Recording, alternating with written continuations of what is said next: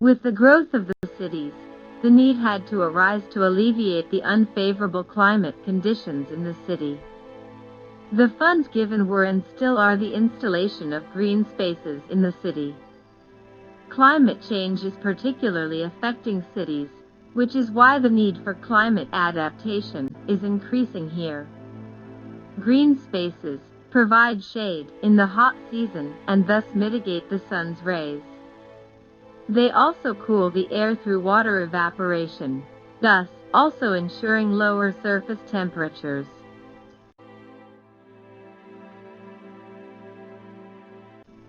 During the day there are large differences in surface temperature, depending on the type of ground. The air temperature, even in the maximum, hardly differs between the city and the surrounding area.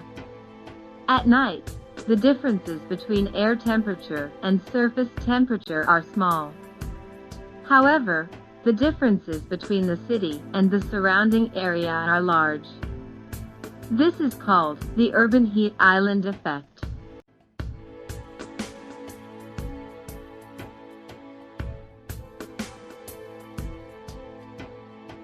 Studies have shown that the air temperature of the city's urban vegetation can only be reduced by up to 2 degrees at daytime. An exception is the forest. However, much more important than the air temperature is the perceived temperature. It results in through the interplay of air temperature, ambient radiation, as short and long-wave radiation, wind speed, humidity, clothing, and physical activity. Urban planning has little impact on the air temperature, however, can have a great influence on the perceived temperature. The green infrastructure here makes the main contribution due to lower surface temperatures and shading.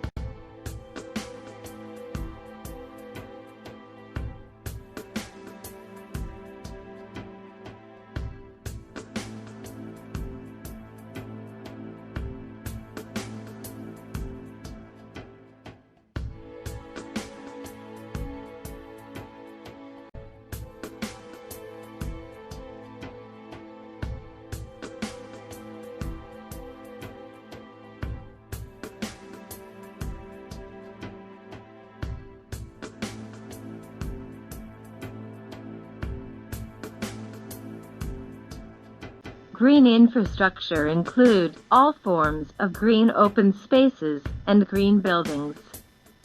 The green areas include parks, cemeteries, small gardens, fallow areas, play areas, and playgrounds, sports areas, street green and street trees, settlement greenery, green spaces on public buildings, nature conservation areas, forest, and other open spaces that structure and design the city.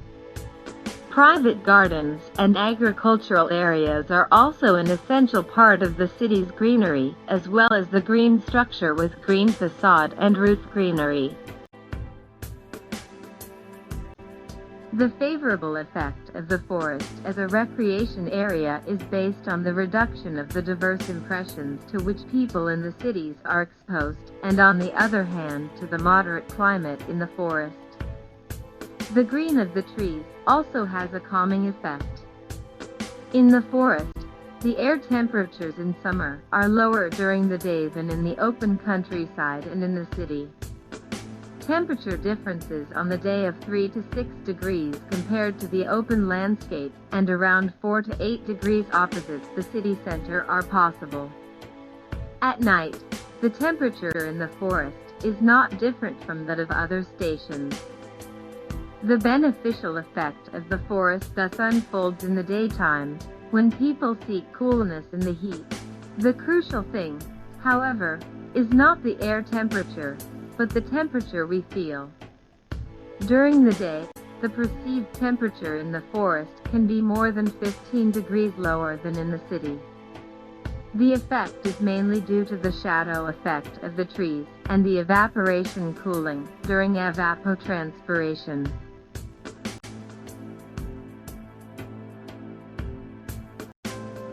The forest is an important cold air producer, especially at night.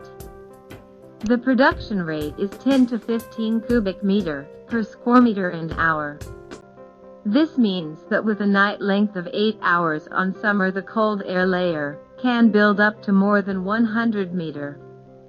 If a orography is present, the heavier cold air flows into the valleys. It fills the valleys and generates a cold air flow. Since almost no pollutants are emitted in the forest areas, the cold air stream brings not only cool air but also clean air into the city. The forest areas are therefore not only of bioclimatic importance, but are also important for air hygiene.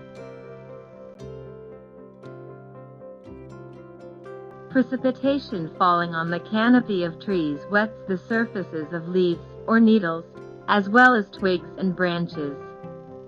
This process is called interception. The retained water evaporates and thus does not reach the forest floor. Due to the large wettable surface, forests have the greatest loss of interception. The interception for deciduous trees is about 15 to 25% of the precipitation and decreases during heavy rains. A tree has a larger evaporative surface due to its size and considerably more leaf mass than a lower vegetation. Due to the spreading roots, a larger soil volume is also developed. If more rain falls than the crown can hold back, water reaches the forest floor as a crown trough. Especially in the case of beech trees, some of the precipitation also flows directly along the trunk to the ground. Also from the soil surface, another part of the water, called soil evaporation, the rest of the precipitation water seeps into the soil and fills the soil water reservoir. From there, the trees partly take it over the fine roots and transpire it over the crown. Below the main root zone it flows as leachate to the groundwater. The total evaporation in the forest thus consists of interception, transpiration, and soil evaporation. Overall, the interactions between the atmosphere, plant, and soil determine the process of evaporation.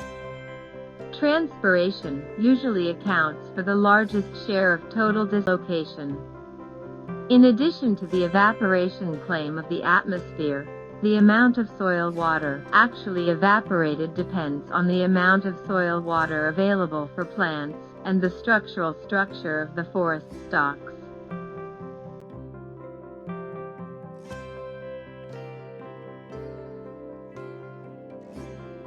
Dust and other solid or liquid particles, such as harmful gases contained in the air, are bounded on branches and leaves of the trees by dry or wet deposition.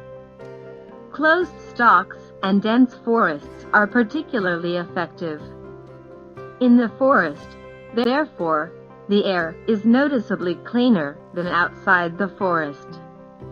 In contrast to dust, gases in the forest are kept, especially when the crowns of the forest are moist due to the rain or dew, or are dissolved in precipitation water. Due to the large crown surface of the spruce, they have a large filter capacity and are therefore also susceptible to acid rain.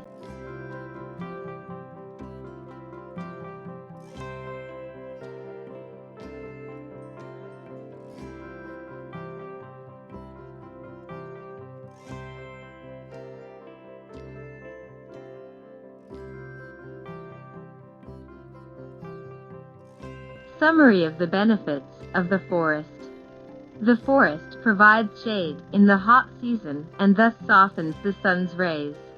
Important effects are air cooling by water evaporation and air cleaning from dust and harmful gases. In the forest, the wind speed is reduced and the humidity is higher than outside. The urban forest is a feel-good zone for humans and a good place for recreation and well-being. For rainwater management and rainwater storage, urban forest is very important because a lot of the rainwater is stored in the forest and the runoff is small. 50% of the rainwater can go into the underground to improve the groundwater renewal. The urban forest can also protect against floods by heavy rainfalls. Urban forest is a cold air producer, can support local wind systems like mountain winds, and can reduce the heat island effect. Through the shading and evaporation of trees, avenues contribute to an improvement in the thermal load in the road space, especially in summer.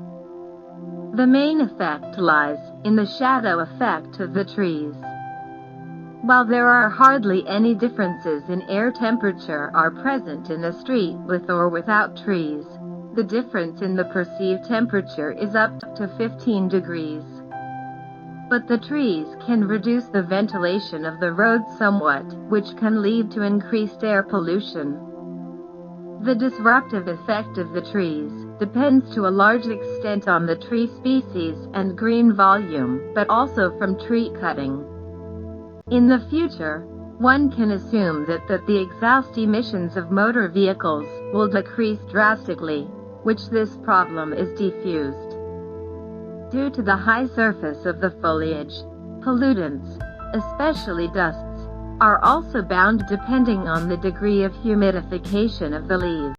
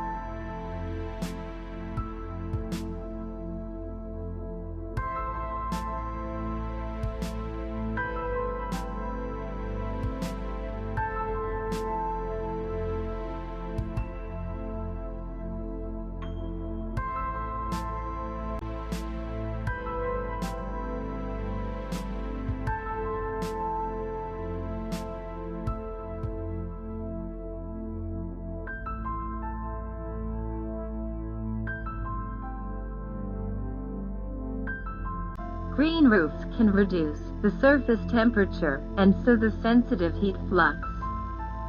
This is because the radiation balance and the energy balance of a green roof is very different from a normal roof. Depending on the thickness of the substrate, green roofs can reduce the annual runoff of precipitation with 50% and can also reduce the quick runoff of rainwater during heavy rain, especially in combination with retention systems.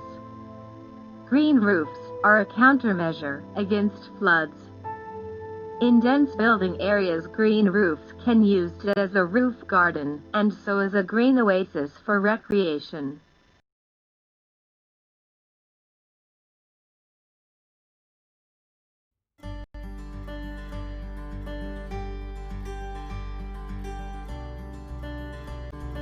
Green tracks show positive climatic effects in the street space.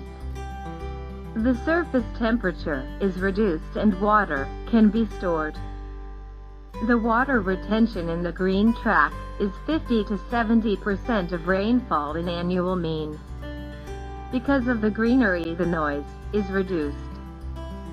Further, there is a reduction of the local particulate pollutant of the air by deposition on the vegetation surface.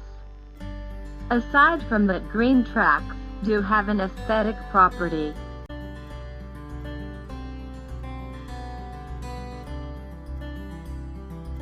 Greenhouse facades improve the climatic conditions on the building and in the immediate vicinity, but the climatic effect in the distance is low.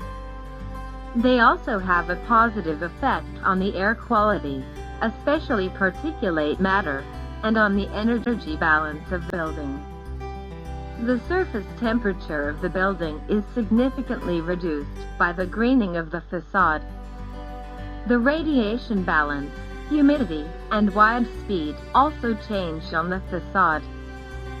The greening of facades is not only good for climatic and structural reasons, but also for aesthetic reasons. A facade covered with wild wine, for example, changes its face during the year and thus reflects the seasons. Artistic creations are also possible. The measure requires little floor space.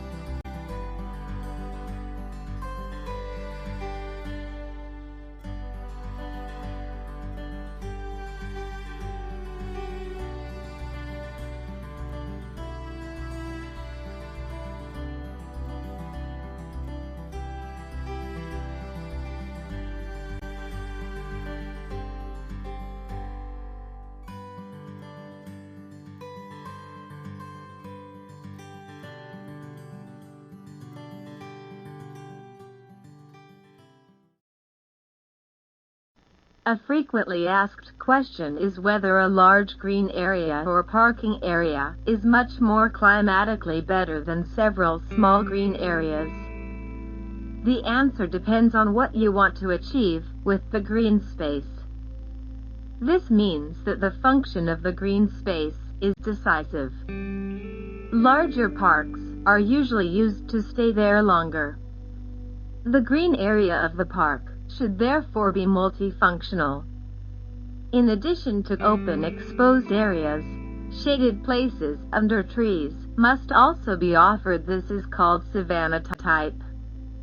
Depending on the time of day, season, and current weather, the visitor has the opportunity to visit the most climatically pleasing place. If the park is also to serve as a cold air production area, and should the cold air positively influence the build-up area, the transition area to the building area must be open in order to allow the cold air to flow into build-up structures. Also, the park should not have too dense trees, as meadows cool down faster and more strongly. The range of the air conditioning function of parks into the surrounding area is usually overestimated. Studies in major German cities show the area of exposure to the surrounding area is only a few 100 meters.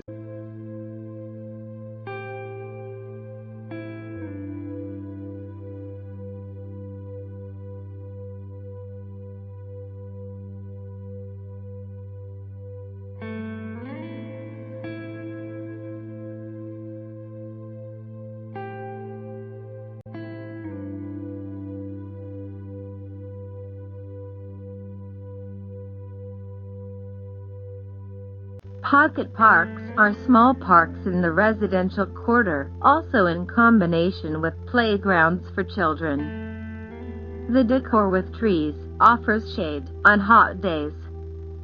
These areas can also serve as retention areas for heavy rains. An installation with water, such as fountains and water features, has to be aspired to. An advantage of such pocket parks or green oases is the proximity to the citizen, which makes even a short visit useful. The climatic effect of pocket parks on the citywide climate but should not be overestimated. Such facilities are primarily used for climatic improvement on site by generating evaporative cooling through the green and reducing surface temperatures and radiation temperatures through shading, which significantly lowers the perceived temperature. Such pocket parks are always optimal when there are also shady trees. It should be noted that a tree must already be planted today in order to cast a good shadow in the future in 20 or 30 years. Water in public space, for example water ponds, fountains, and water misting, offers a cooling opportunity for humans on hot days.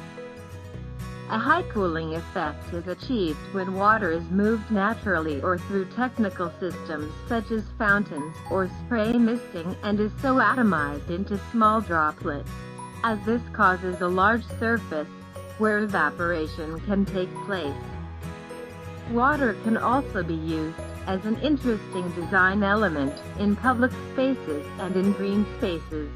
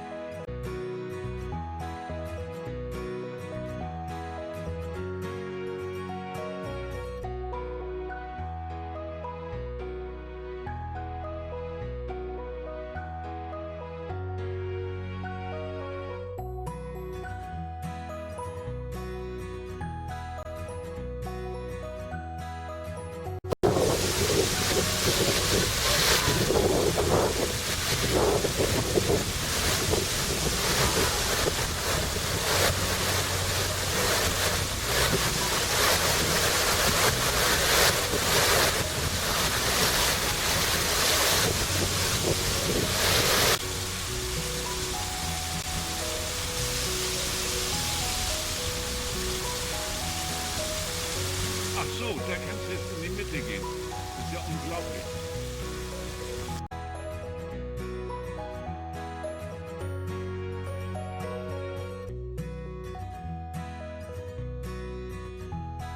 We know the climatic function of greenery very well, but we must implement this knowledge into urban planning.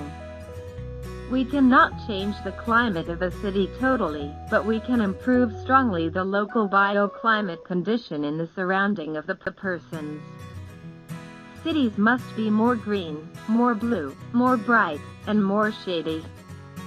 We need action targets for greenery and their empirical evidence. Urban Garden City is a new guiding principle must be a target for urban development in compacted metropolitan areas. With greenery, you don't do anything wrong.